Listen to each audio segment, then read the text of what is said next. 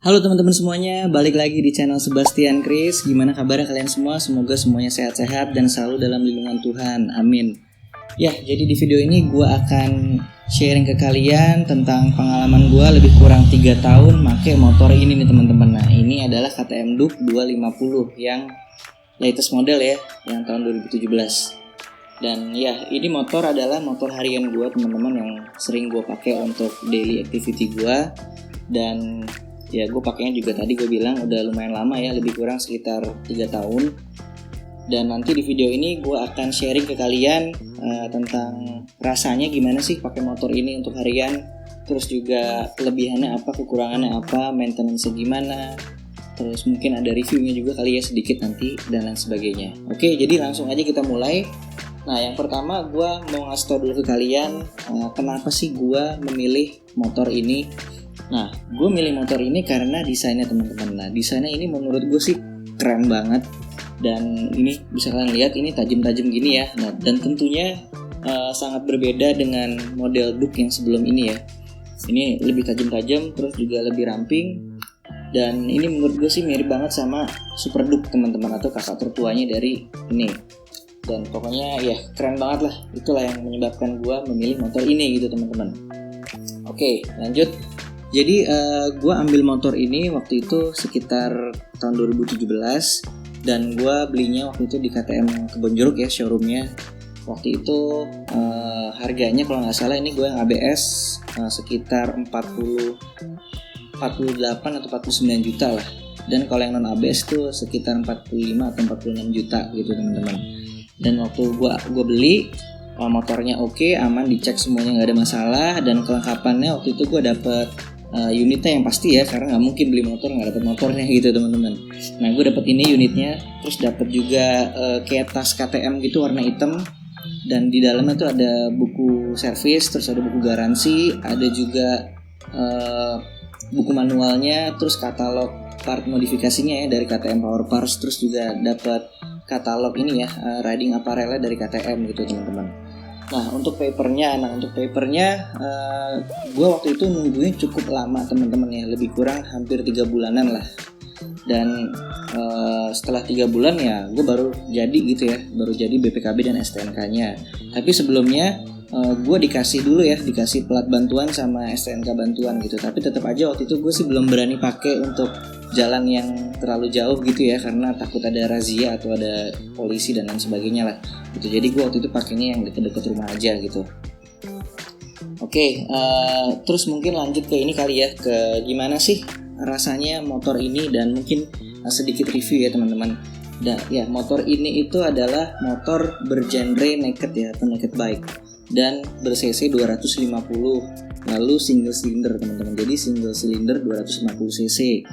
Dan dari segi performance-nya menurut gue yang gue rasa yang sangat menonjol banget adalah di torsinya teman-teman. Nah, ini torsinya gila banget teman-teman, bener-bener narik banget deh. Dan torsinya adalah salah satu faktor kenapa gue tuh suka banget sama motor ini gitu. Jadi dipakai untuk riding stop and go tuh kayak gitu-gitu pokoknya deh, itu enak banget motor ini gitu. Nah, untuk torsinya sendiri pastinya gue nggak hafal, jadi nanti untuk technical spec-nya gue cantumin di atas nih ya. Kalau nggak salah itu 24 Nm deh. Nah, untuk horsepower sendiri gue juga nggak terlalu hafal, mungkin seingat gue sekitar 30 HP deh kalau nggak salah.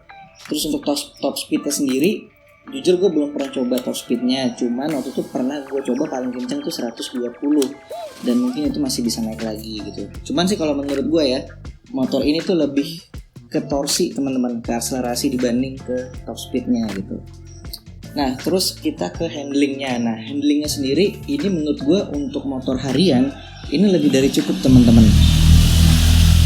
Ya, karena pengeremannya pertama dia udah pakai disc brake-nya udah gede gitu ya, diameternya gede, tapi masih single belum double ya. Terus dia kalipernya juga udah 4 piston dari Bybre. Nah, Bybre itu bagi yang belum tahu, dia adalah bisa dibilang tuh anak-anak Brembo lah gitu, atau Brembo yang versi lebih terjangkaunya lah gitu. Terus juga selang remnya ini udah braided ya, jadi sebetulnya nggak usah lagi diganti sama Hell gitu atau yang lainnya, karena ini udah cukup banget lah menurut gue. terus juga dari ini ya, dari clutchnya atau couplingnya sendiri itu bawaannya tuh udah enteng banget teman-teman, karena ada clutch assistnya. Tapi sih ini udah gue ganti ya couplingnya pakai Ako 1 gitu, dan lebih enteng lagi tentunya gitu.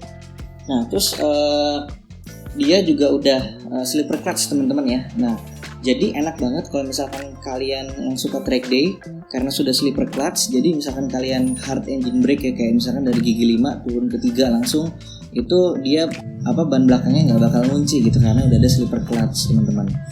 Oke, nah terus juga ke suspensi. Nah suspensinya ini udah upside down dari WP ya atau WP. Ini kalau nggak salah sih setahu gue rekan anak KTM memang ya.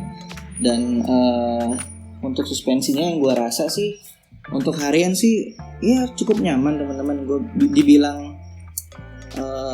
empuk enggak, dibilang keras juga enggak gitu. Jadi ya standar lah, masih oke lah kalau untuk pakai harian. Dan ini suspensi belakangnya dia bisa di setting preloadnya ya, jadi manual gitu, tinggal diputer-puter aja nih bagian belakangnya. Terus dari joknya juga, nah joknya ini bahannya tuh dari kayak sintetik gitu ya, dan cukup empuk juga. Jadi kalau dipakai riding lama tuh nggak pegel gitu ya, karena gue pernah pakai riding lama ya sekitar 1 jaman lebih, dan gue nggak pegel gitu. Terus riding positionnya juga ini bisa dibilang tegap ya, karena ini kalau nggak salah sih lebih ke supermoto gitu ya untuk posisi ridingnya ya, tegap gitu dan nggak pegel sama sekali gitu. Beda dibanding riding position untuk motorsport ya yang bungkuk gitu, itu pasti bakal pegel banget gitu kan. Oke, nah terus selanjutnya jadi stangnya. Nah stangnya ini dia lebar banget teman-teman. Ini benar-benar ala-ala supermoto ya, stangnya fat bar gitu, lebar banget. Jadi kalau awal-awal kalian pakai nih motor ini itu pasti agak kaku sedikit gitu, karena takut nyenggol-nyenggol spion mobil gitu. Gue sempet beberapa kali waktu awal-awal gue pakai itu kayak nyenggol-nyenggol spion mobil gitu. Nah terus dari bobotnya ya atau weightnya, beratnya, motor ini itu bisa gue bilang motornya enteng banget teman-teman, karena dry weightnya aja itu kalau nggak salah sekitar 143. Nah kalau udah diisi-isi cairan, oli, dan radiator dan lain sebagainya itu mungkin 153an deh. Tapi ya masih oke lah, masih enteng menurut gue. Terus juga dari tingginya ya, dari seat height-nya ini motor bisa dibilang motornya tinggi teman-teman. Untuk yang tingginya di bawah 170 ini bakal jinjit banget teman-teman. Gue aja yang tingginya 172 itu ya jinjit gitu. Cuman ya oke lah karena dibantu dengan berat motor yang ringan, jadi masih oke lah menurut gue gitu. Nah terus selanjutnya pertanyaannya, nah terus gimana, enak atau enggak sih dipakai harian gitu? Gue bisa bilang motor ini cukup nyaman dan cukup enak untuk dipakai harian teman-teman, karena ya tadi riding positionnya enak, tegap. Terus juga dipakai filtering ini enak banget teman-teman, bener-bener enak banget, nggak bohong gue. Ini enak banget dipakai filtering. Terus juga bobotnya, weightnya juga enteng, beratnya, jadi ya enak gitu untuk dipakai harian. Dan couplingnya ditambah ini enteng, jadi nggak kalau misalkan macet, nggak, tangan kalian tuh benar-benar nggak pegel gitu. Dan apalagi udah gue ganti Ako 1, jadi benar-benar sama sekali nggak kerasa gitu, nggak pegel sama sekali lah intinya gitu. Nah terus masalah bensin ya. Nah untuk bensin ini tuh irit atau enggak untuk dipakai harian. Nah sebetulnya sih kalau masalah bensin tuh tergantung teman-teman ya, tergantung jarak. Kalau gue itu jarak dari rumah gue di daerah Cilandak, Jakarta Selatan ke kantor gue di daerah Menteng ya, Sudirman. Itu kalau pulang pergi kantor gue cuma 1 kali isi ya, 100.000. Itu benar-benar dari E sampai full. Dan itu bensinnya Shell V-Power yang oktana 98. Dan memang disarankan untuk isi bensin motor ini pakainya oktannya 98 teman-teman. Jangan pakai yang 90, di bawah 96 lah. Nah minimal banget tuh 96 lah gitu. Jadi bisa gue bilang bensinnya ini lumayan irit teman-teman. Kecuali kalau misalkan gue pakai riding weekend lagi ya, kayak San Mori, terus riding hari Sabtu gitu. Nah gue tambah lagi mungkin sekitar 30.000 sampai 50.000 gitu nambahnya. Jadi ya overall untuk bensin oke lah, lumayan irit gitu. Nah terus setelah itu motor ini ada kekurangannya atau enggak sih gitu. Nah gue bisa bilang ada teman-teman, ada beberapa kekurangan dan kelemahan dari motor ini. Nah kelemahan atau kekurangannya adalah tadi pertama, motor ini itu getarannya berasa banget kalau misalkan kalian di atas 5000 rpm. itu berasa banget di bagian sini nih, bagian stang sama di bagian footstep gitu. Dan itu menurut gue yang gue rasa sih cukup mengganggu lah, cukup kurang nyaman menurut gue. Terus yang kedua adalah mengenai panas mesin. Nah untuk motor sekelas 250cc, ini motor bisa gue bilang panas teman-teman. Ya anget-anget gitulah, hawanya tuh bener-bener berasa banget di bagian kaki, hawa panas mesinnya. Cuman alhamdulillah selama gue pakai motornya nggak pernah overheat gitu, masih aman lah. Dan yang ketiga ini ya, fan-nya. Jadi kalau misalkan temperatur motornya ini dia udah mulai naik, itu fan-nya tuh nyala teman-teman. Dan suara fan-nya ini cukup gede gitu ya, kenceng gitu suaranya. Jadi menurut gue sih agak annoying gitu dan mengganggu pengendara lainnya kalau menurut gue ya gitu. Ya itu mungkin kekurangannya. Terus kelebihannya tadi ya, kelebihan mungkin tadi udah gue sempat sebutin juga ya di sebelum-sebelumnya. Yang pertama kelebihannya adalah torsinya. Ya, torsinya ini enak banget teman-teman. Terus dipakai filtering enak banget. Terus juga dari desainnya ini sangat eye catching menurut gue teman-teman. Karena ya ini bisa kalian lihat kalau menurut gue desainnya ini keren banget, eye catching banget. Nah gimana menurut kalian, keren atau enggak? Kalian bisa komen aja di kolom komen di bawah. Oke? Ya, anyway, desainnya tadi eye catching banget karena beberapa kali gue ditanyain sama orang gitu di jalan, bilang mas ini motornya motor apa nih, keren banget gitu kan. Dia ya motor KTM gitu. Terus juga beberapa kali di pom bensin tuh gue inget banget di Shell ditanyain mas ini Ducati apa nih gitu, malah dikira Ducati teman-teman padahal KTM gitu kan. Nah itulah pokoknya nilai plusnya. Jadi kalau kalian mau tampil beda dan pasti dilirik orang di jalan ya ambil motor ini gitu. Ya itulah pokoknya kelebihannya dan kekurangannya tadi. Nah terus selanjutnya maintenance-nya nih. Nah maintenance-nya ini ribet atau enggak sih gitu ya. Jadi awal mula gue beli motor ini itu gue kira maintenance-nya bakalan ribet teman-teman dan susah. Tapi ternyata setelah gue rasa enggak teman-teman. Karena bengkel ATPM tuh udah banyak ya di Jakarta ya. Jadi ada di Pondok Indah, ada di Kebonjeruk, ada di Pejaten, ada juga di Kalimalang, ada juga di Bintaro ada, dan lain sebagainya lah. Kalian tinggal cari aja. Itu biasanya kalian booking dulu untuk servis, jadi by appointment, langsung nanti kalau udah dapat schedule tinggal di servis aja. Nah terus maintenance-nya di bengkelnya juga pelayanannya oke banget, mekaniknya tuh interaktif ya, maksudnya komunikatif dengan customer lah. Terus juga untuk biaya teman-teman, untuk biaya ini tergantung sih sebetulnya ya, tergantung oli yang kalian pilih gitu. Karena kalau pas awal gue servis motor ini, gue pakainya olinya tuh Motorex teman-teman, dan itu harganya lumayan mahal, itu sekitar satu botolnya 385 ribuan lah gitu. Dan ini butuhnya olinya tuh 2 botol waktu itu, inget banget gue. Dan gue tapi nggak tahu ya waktu lupa berapa liter gitu, pokoknya 2 botol aja. Dan jasanya sendiri itu berapa ya? Udah gue buang sih ya teman-teman ya, buang servisnya ya. Itu kalau nggak salah seinget gue sih 200 ribu ya untuk jasanya, dan itu fix. Jadi waktu awal-awal gue habis sekitar 1 jutaan, dan gue ngasih tambah tip lagi ke mekaniknya gitu. Dan juga tadi gue kalau servis itu di bengkel peralatannya juga udah cukup mumpuni teman-teman ya, udah computerized semua, pokoknya udah oke banget lah gitu.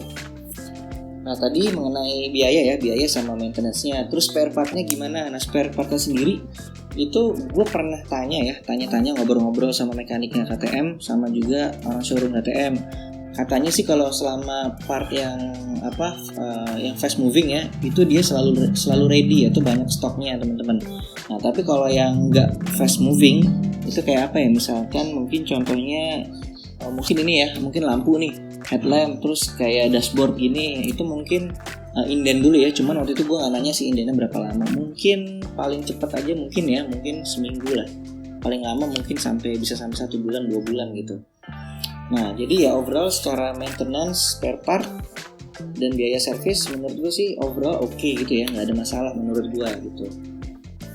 Dan yang terakhir adalah modifikasi apa aja sih yang udah gue apply di motor gue.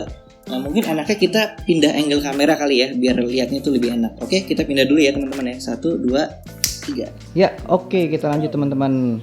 Nah tadi modifikasi apa aja sih yang udah gue apply di motor ini. Nah gue udah sempat singgung di awal tadi. Pertama gue ganti tuh ini nih teman-teman, koplingnya.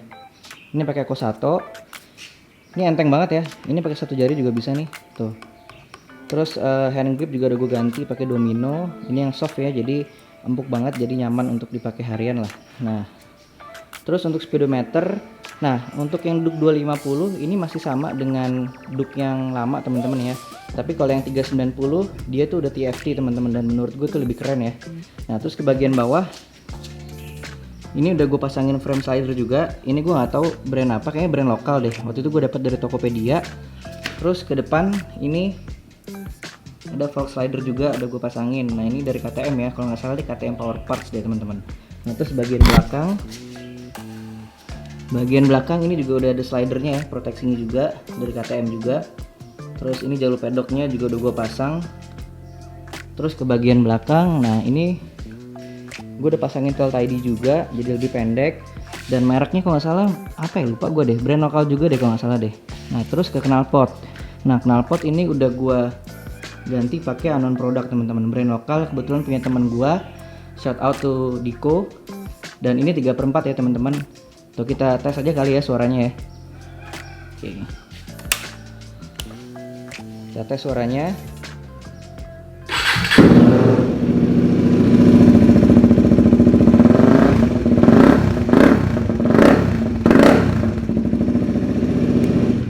Udah ya teman-teman ya, gue takut diomelin tetangga. Oke. Terus ke livery paling yang terakhir ya. Nah livery ini udah gue stikerin teman-teman. Nah gue stikerinnya ini di Dream Design ya. Jadi bagi kalian yang mau stikerin motor bisa langsung kontak aja via IG, mungkin ke IG-nya Dream Design. Nanti gue tulis di deskripsi di bawah ya teman-teman. Nah terus yang terakhir ini frame teman-teman. Nah frame-nya ini kebetulan udah gue cat teman-teman ya. Kalau yang Duk 250 standar kan ini warna hitam ya. Terus yang ini warna apa namanya, warna orange. Nah ini udah gue ganti, udah gue cat maksudnya, ini warna orange dan warna putih, jadi biar lebih terekspos aja gitu frame-nya, jadi membuat tampilan motornya jadi lebih sangar dan lebih keren menurut gue gitu. Nah itu aja sih paling teman-teman. Oh iya, tadi gue lupa ngasih tahu, selama gue pakai motor ini pernah ada problem atau enggak sih. Nah jadi untuk masalah mesin sih yang gue rasain selama gue pakai nggak ada problem, aman-aman aja teman-teman. Nah cuman sempat beberapa kali sensor ini ya, sensor ABS nih di speedometer. Nah ini lagi nggak keluar sih, biasanya di sini nih, di sini tuh ada kayak ABS error gitu, tapi terkadang doang ya suka muncul. Dan waktu itu sempat udah gue cek juga ke bengkel ya, ke KTM, katanya sih aman gitu, nggak kenapa-napa. Mungkin karena kabelnya yang kurang ini ya, kurang kenceng gitu kabel sensornya gitu. Nah itu aja sih paling teman-teman. Oke, kita balik lagi ke angle awal ya. 1, 2, 3. Ya, jadi itu tadi modifikasinya teman-teman. Ya nggak terlalu banyak sih ya, ya seadanya aja lah, secukupnya gitu. Ya mungkin itu aja yang bisa gue sampein di video ini teman-teman. Mohon maaf kalau misalkan gue masih ada kurang-kurang dan salah-salah. Seperti biasa kalian bisa koreksi atau tambahin aja di kolom komen di bawah teman-teman. Oke? Jangan lupa like, comment, subscribe, dan klik tombol lonceng notifikasi yang ada di bawah sini biar kalau ada video-video baru dari gue kalian bisa ternotify teman-teman. Oke? Sampai di sini aja, gue pamit dulu. Sampai jumpa di video-video gue selanjutnya. Ingat teman-teman, selalu jaga kesehatan, jaga kebersihan, rajin cuci tangan, stay healthy and stay safe teman-teman. Oke? Bye.